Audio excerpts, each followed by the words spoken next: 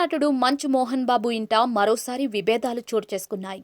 గత కొంతకాలంగా మంచు కుటుంబంలో ఆస్తి గురించి గొడవలు జరుగుతున్నాయని వార్తలు వస్తున్న సంగతి మనందరికీ తెలిసిందే.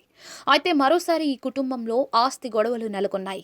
ఇటీవల మంచు మోహన్ బాబు, మంచు మనోజ్ మధ్య జరిగిన గొడవలు అంతా ఇంత కాదు.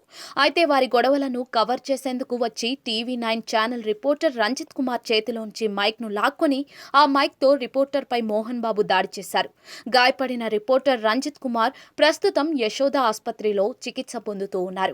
ఈ నేపథ్యంలో మోహన్ బాబు తన కుమారుడు మంచు విష్ణుతో కలిసి రంజిత్ కుమార్ చికిత్స పొందుతున్న ఆసుపత్రికి వెళ్లి దాడి జరిగిన రోజు తప్పు తనదేనని మోహన్ బాబు ఒప్పుకున్నారు. రంజిత్తో పాటు అతని కుటుంబ సభ్యులకు కూడా మోహన్ బాబు బహిరంగంగా క్షమాపణలు చెప్పిన విషయం తెలిసిందే.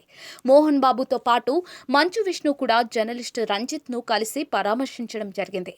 రిపోర్టర్పై దాడి చేసినందుకు మోహన్ బాబుపై హత్యాయత్నం కేసు నమోదైంది. ఇదిలా ఉండగా మోహన్ బాబు కేసులో మరో ట్విస్ట్ చోటు చేసుకుంది.